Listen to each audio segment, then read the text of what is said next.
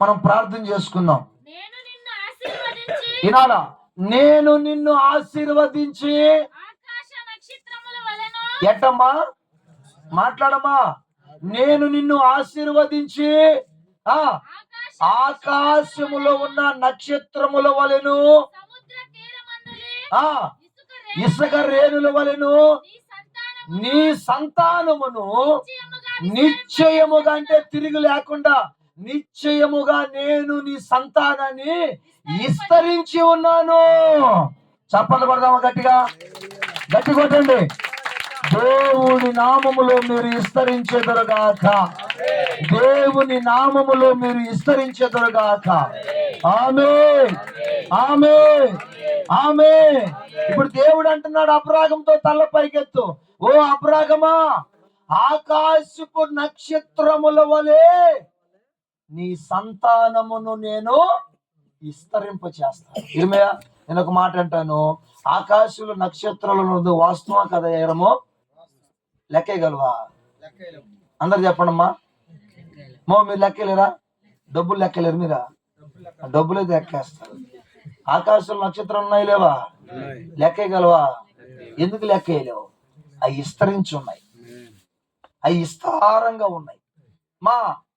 అవి విస్తరించి ఉన్నాయి, విస్తారంగా ఉన్నాయి. విస్తారంగా ఉన్నాయి గనక, విస్తరించి ఉన్నాయి గనక నువ్వు లెక్కేయలేవు. నువ్వే కాదు, ప్రపంచాన్ని వేలుతున్న మేధావులు కూడా లెక్కేయలేరు. ఇంజనీర్ ప్లాన్లతో అపార్ట్మెంట్లు కట్టచ్చు, ఇంజనీర్ ప్లాన్లతో సముద్రంలోకి గ్రోడ్లు పోయొచ్చు, ఇంజనీర్ ప్లాన్లతో మేధావులుగా బతకచ్చు. ఆకాశంలో ఉన్న నక్షత్రాన్ని ఏ మానవాడు కూడా లెక్కేయలేడు. కారణం ఏంటంటే నోటి వాక్కు ద్వారా అవి ఆకాశములో విస్తరించి ఉన్నాయి.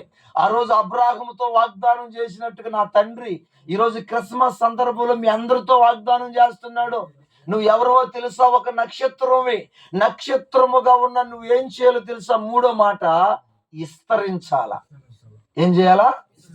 చెప్పండి, ఏం చేయాలా? చాలా నక్షత్రాలు విస్తరించవు, మోడు బారిపోతుంటాయి. ఏమైపోతుంటాయమ్మా? మోడు బారిపోతుంటాయి. ఒక పాట ఉండదు, ఒక ప్రార్థన ఉండదు, సంపాదన ఉండదు, ఆశీర్వాదం ఉండదు, మిగిలేసే పని ఉండదు, ఒక స్థితికి పైకి వచ్చే పని ఉండదు. మోడు బారిపోతుంటారు, గిటక బారిపోతుంటారు, మొద్దుగా మారిపోతుంటారు. అలా ఉండటం ప్రభుకి రాత్రి ఇష్టం లేదు. అందుకని దేవుడు అంటున్నాడు, హలో, ఆకాశములో ఉన్న నక్షత్రముల వలె, ఆకాశములో ఉన్న నక్షత్రముల వలె నీ సంతానము ఏం చేయాలా? మాట్లాడయ్యా. నీ సంతానం ఏం చేయాలా? నీ కుటుంబం ఏం చేయాలా? నీ వ్యాపారం ఏం చేయాలా? నీ సంసారం ఏం చేయాలా? విస్తరించాలి. రమో, విస్తరిస్తున్నావా? గట్టిగా పారిపోతున్నావా? నేను మొన్న వినాలి, జాగ్రత్తగా వినాలా. మొన్న నేను ఇల్లు దర్శించేటప్పుడు మనుషులు, ఆ ఇద్దరు మనుషుల కోసమే ఆ రోజులు చర్చి కట్టా. క్రిస్మస్ రోజు ఏం చేసేవాడిని? జనాభా లేరు కదా, ఇదంగా తిరిగే అవకాశం లేదు కదా. క్రిస్మస్ రోజు చర్చిలో ప్రార్థన పెట్టి సాయంకాలం ఆ 2 ఏళ్ళకి పోయి ప్రార్థన చేసేవాడిని. స్తోత్రం మాత్రం. 2016లో ఇట్టుండింది నా సేవ. 2016లో 2 విశ్వాసులు, నా విశ్వాసులు. 2016లో 2 కుటుంబాలు చర్చికి వచ్చేవాళ్ళు. ఈరోజు తరగతుంటే పోతుంటే తరగట్లా. ఎంచిమించి ఈ కుటుంబాలు దర్శించే కార్యక్రమం వారం రోజులు తిరిగాం. అర్థమవుతుందా?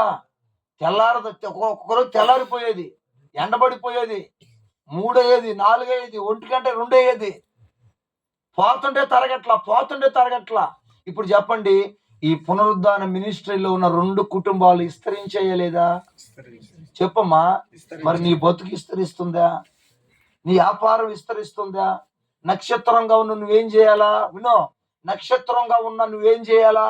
1 త్రోవ చూపాల, 2 ప్రకాశించాలా, 3 విస్తరించాలా. మోడు బారిపోకూడదు, గిటక బారిపోకూడదు, వాడిపోకూడదు, మొద్దుగా మారిపోకూడదు.